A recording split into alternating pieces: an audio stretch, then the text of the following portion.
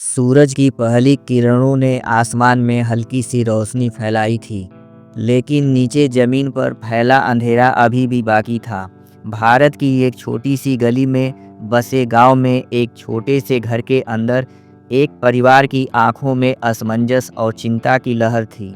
यह कहानी है रवि की, एक छोटे से गांव में रहने वाले एक युवक की, जो अपने सपनों को पूरा करने के लिए बड़े शहर की ओर बढ़ने की उम्मीद लेकर आया था, लेकिन बेरोजगारी ने उसके जीवन को बेरंग कर दिया था। रवि एक साधारण किसान का बेटा, जिसका सपना था कि वह कभी अपने परिवार का नाम रोशन करेगा और एक अच्छा जीवन जिएगा।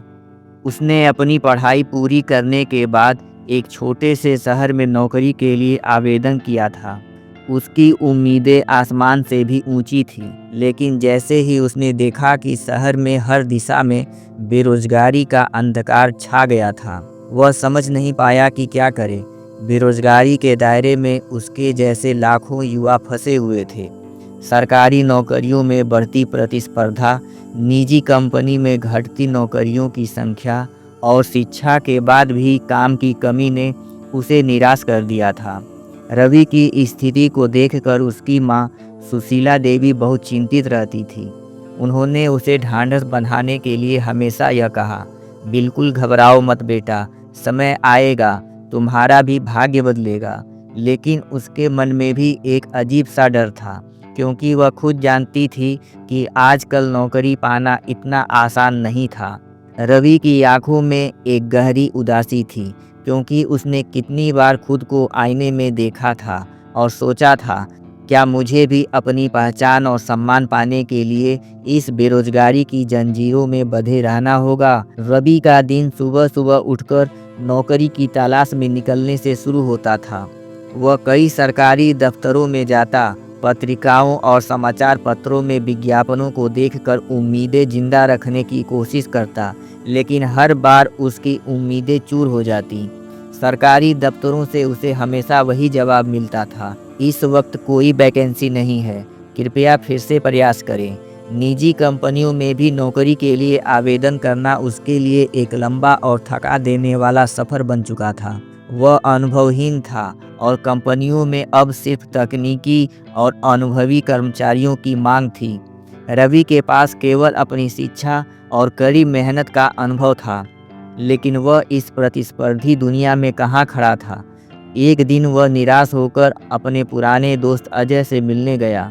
अजय, जो कभी रवि के साथ स्कूल में पढ़ता था, अब एक बड़े शहर में एक मल्टीनेशनल कंपनी में काम कर रहा था। रवि ने अजय से पूछा, तुम्हारे पास तो सब कुछ था, फिर तुम्हारी नौकरी कैसे लग गई? अजय ने हंसते हुए कहा, देखो रवि, भाग्य से ज़्यादा रिश्तों का भी हाथ होता है। जरा सोचो, तुम्हारे पास वो अनुभव था जो मैंने नहीं किया। अगर तुम्हें मेरी तरह अवसर मिले तो तुम भी अपना मुकाम पा सकते हो। लेकिन रवि जानता था कि यह सब किस्मत की बात थी। वह यह भी समझ चुका था कि जो कुछ भी उसे चाहिए था, वह मेहनत और समर्पण से शायद कभी नहीं मिल सकता था। इस बेरोजगारी के अंधेरे में उसके पास अब कोई उम्मीद नहीं बची थी।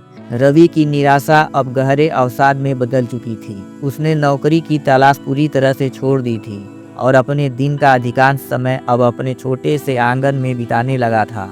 उसकी माँ और पिता दिन रात मेहनत करते थे, लेकिन फिर भी घर में पैसे की कमी थी। एक दिन रवि के पिता ने उससे कहा, बेटा, क्या तुम भी कुछ काम शुरू करने के बारे में सोच सकते हो? रवि ने जवाब दिया, क्या काम पिताजी? इस बेरोजगारी में कौन सा काम होगा जो मिलेगा? पिता ने उसे समझाया, देखो, जब कोई काम नहीं मिलता तो हमें खुद काम शुरू करना पड़ता है। यह समाज भी तब बदलेगा जब हम अपनी मेहनत से बदलाव लाएंगे। यह विचार रवि के मन में गहरे बैठ गया।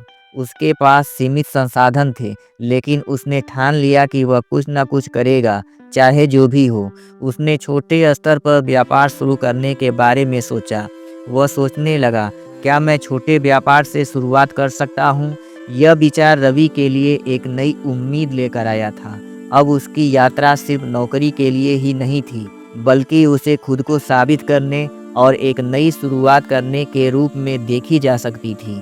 रवि को अपनी जिंदगी में अभी और कितना संघर्ष करना पड़ेगा, क्या उसकी उम्मीदें और समाज की बेरुखी का सामना करते हुए वह एक नई दिशा की ओर बढ़ पाएगा?